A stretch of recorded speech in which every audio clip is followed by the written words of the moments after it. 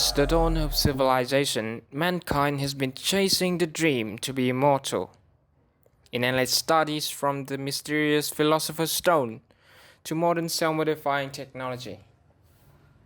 Therefore, little is the wish to end the life of bedridden patients with chronic disease understood. It is true that many patients with incurable illnesses would undergo euthanasia, or mercy killing, rather than cling to a life of pain and sorrow. This last resort is, for the time being, legally available in only a few countries, which makes it a predicament for desperate patients around the globe. That is the reason why euthanasia should be accepted in more places in the world.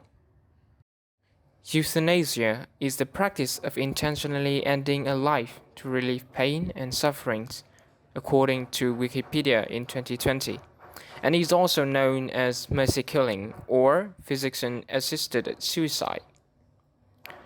The word comes from ancient Greek, which literally translates into good death.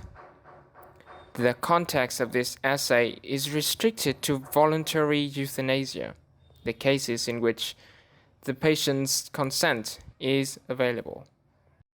The first point worth mentioning to support euthanasia is the matter of human rights, an ambitious scope that covers a wide spectrum of opinion from moral, ethical concerns to legislation. Since ancient Greek discussing the dignity and sanctity of life, Socrates stated that the agonizing pain and sufferings caused by disease were a cogent reason not to cling to life. Those with poor well-being should have the option to end sufferings and free their souls. Moving to modern arguments, there are also a number of legal articles and real events regarding the right to die. The most used legislative act is the 14th Amendment to the United States Constitution, protecting individual liberties. The court which is the right to respect one's decision over his or her citizen. To further understand the humanistic aspect of mercy killing, one must acknowledge legal cases that eventually accept assisted death.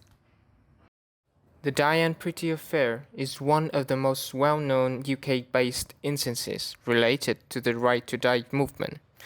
The motor neuron disease has rendered her paralyzed and unable to speak.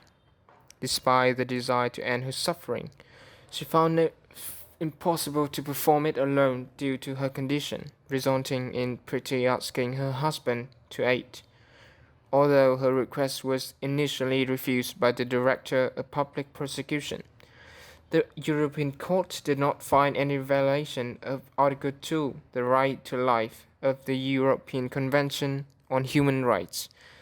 Eventually, Diane was given the right to die. In brief, in terms of human rights, euthanasia is broadly supported from ancient times saying to modern ethical law. Weighing the pros and cons of this proposal, besides human rights enhancement, advocates have pointed out one important but ignored advantage of the euthanasia legalization: the economic benefit.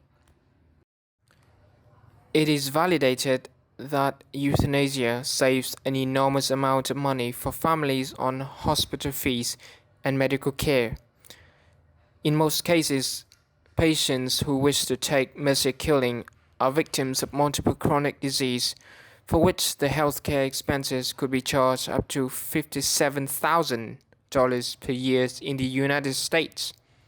This number is even more tremendous than it appears when compared to the median individual income for full-time workers in the United States, approximately $45,552 per year, reported by Amy Martin in 2018.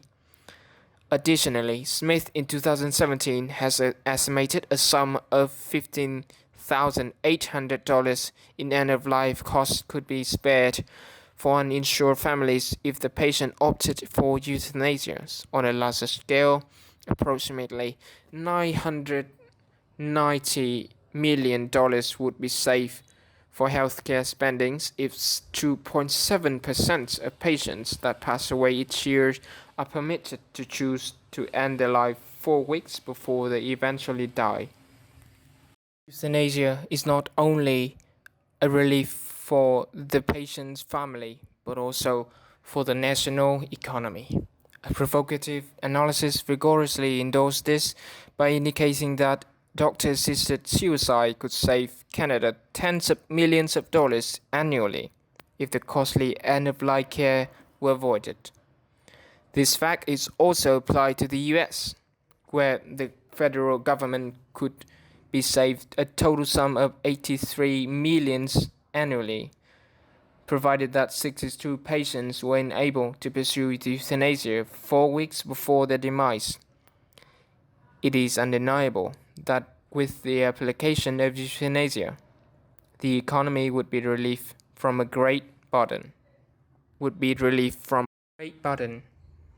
Despite what euthanasia offers for the human race, the strong opposition to the method still exists.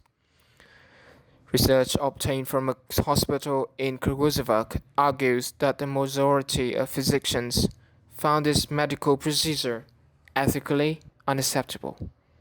However, conducting mercy killing is not an act of murder because the permission for it can only be granted if the patient voluntarily requests. It is stated in Belgian Act of Euthanasia in 2002 that in order to carry out euthanasia, the patient must be in a medical fatal condition of constant and incurable physical or mental suffering that cannot be alleviated, and he has already considered his choice well and repetitively. Furthermore, when all the heavy treatments do not work, the pain would only become worse beyond the endurance and render exhaustion. Therefore, euthanasia should be considered a way to liberate the miserable patient from all the pain than an act of murder. Geoffrey Chaucer once said, "Death is the end of every worldly pain," and the saying has held its value till today. Euthanasia would not only relieve the sufferer's pain, but it also lightened the economic burden to families and nations. These are exactly why the legalizations of mercy killing should be encouraged in more countries, so that incurable patients around the globe could find themselves a way to put a stop to their agonies.